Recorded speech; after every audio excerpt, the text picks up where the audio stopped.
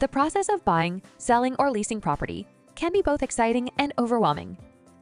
It is important to understand the ins and outs of working with a licensed real estate agent, which is why your realtor is presenting you with this informational video to explain the essentials of working with a realtor in Ontario and the various types of representation you may choose when entering into a real estate transaction. In December 2023, the Trust in Real Estate Services Act, TRESA, came into effect with the intention of providing higher consumer protection measures and transparency to all real estate consumers in Ontario. This video will provide you with a complete overview of the mandatory RECO information guide that a real estate agent must provide you with prior to entering into a working relationship with a realtor in the province of Ontario. Whether you're a buyer, seller, or just exploring your options, this video will help you understand the importance of working with a real estate agent and the various aspects of real estate transactions. You have most likely received this informational video from a real estate agent because you are considering receiving services from a real estate agent, or the agent is representing the other client in the transaction, and you might receive assistance from the agent. All real estate agents in Ontario must be registered, which requires them to complete necessary education and carry consumer deposit insurance and professional liability insurance. Real estate agents provide valuable information, advice, and guidance to buyers and sellers as they navigate the complexities of real estate transactions. If you are a seller, an agent can advise on market conditions, strategy and price, market your home, provide referrals to other professionals, arrange and attend home inspections and appraisals, arrange showings, advise you on how to handle offers and other aspects of the transaction, vet offers and potential buyers, negotiate to achieve the best price and terms for you, and guide you through closing. If you are a buyer, an agent can assist you in finding financing, make you aware of any tax exemptions you may be eligible for, gather information about neighborhoods and homes, and arrange to show you properties, make inquiries about the property, advise you on the best approach in competing offer situations, negotiate with sellers to achieve the best price and terms for you, guide you through closing, and provide you with referrals to other professionals. As a client, you also benefit from undivided loyalty, full disclosure, confidentiality, and the avoidance of conflicts of interest. Your agent is committed to promoting and protecting your best interests throughout the transaction. As a client, you have responsibilities too. Be clear about what you want and don't want, and make sure you share all information that might be relevant. Respond to your agent's questions, understand the terms of your agreement with the brokerage, and pay the fees you have agreed to. Now that we have covered the benefits of working with a real estate agent, let's discuss the risks of representing yourself. If you are not a client of a real estate brokerage, you are considered a self-represented party. While the choice of representation in each real estate transaction is yours, there are significant risks associated with electing to be self-represented. If you choose not to work with a real estate agent, it will be your responsibility to look after your own best interests and protect yourself.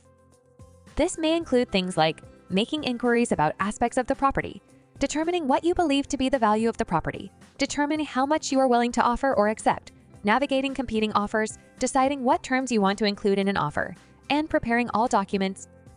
It's important to be aware that the agent has a legal obligation to act in the best interests of the person on the other side of the transaction. Be aware that the agent is obligated to share anything you tell them with their client, including your motivation, the minimum or maximum price you are willing to offer or accept, and your preferred terms or conditions. The agent cannot provide you with any services, opinions, or advice, do anything that would encourage you to rely on their knowledge, skill, or judgment, encourage you to represent yourself, or discourage you from working with another real estate agent or brokerage. Remember, any assistance the agent offers you is a service to their client, not you. This assistance is in the best interests of their client, not you. They are there to help their client sell or buy a property. The agent must provide you with RECO's information and disclosure to self-represented party form and walk you through it before they can provide you any assistance. And remember, you always have the right to change your mind and get advice as a client of another brokerage. When you decide to work with an agent, you become a client and will sign a representation agreement or a contract with the brokerage. If you do not want to sign an agreement, you should not expect the real estate agent to provide you with any services. In Ontario, there are two kinds of representation to be aware of. The first is brokerage representation. Under brokerage representation, the brokerage and all of its agents represent you. The second is designated representation. Under designated representation, one or more of the brokerage's agents is your designated representative. You are not represented by the entire brokerage. Your representation agreement must be presented to you in writing and should describe the duties owed to you, the services you will receive, your rights and responsibilities, what you will pay, and specific terms of the agreement, including how long the agreement will last and whether you can cancel it. It is important that you read and understand the entirety of your representation agreement. Here are some things you should look for: the name of your designated representative, the scope of your agreement, the services you will receive, payment amount and terms, and how this differs if you are a seller or if you are a buyer. Any termination provisions, expiry date of the agreement, and any holdover clause. After reviewing your agreement, if you have any questions, be sure to consult with your real estate agent. Now, let's talk about multiple representation. This occurs when the same agent or brokerage represents more than one client in the same transaction. It's crucial to understand the implications and risks. Under brokerage representation, multiple representation exists when the brokerage represents both the buyer and seller in the same transaction.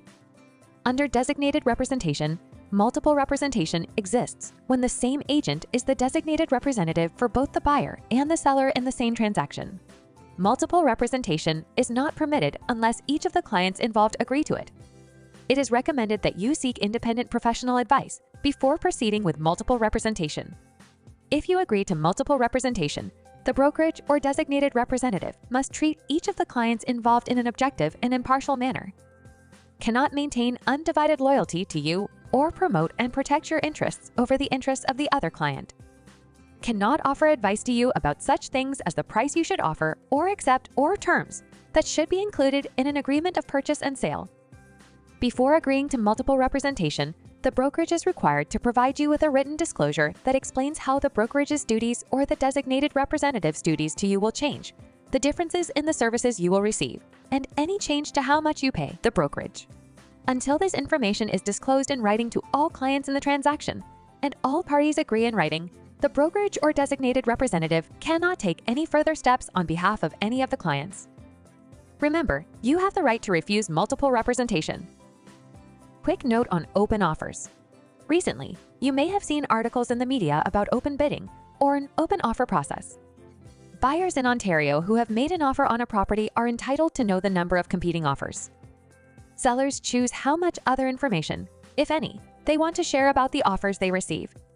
If you are a seller, you decide how much information you want to share about the competing offers.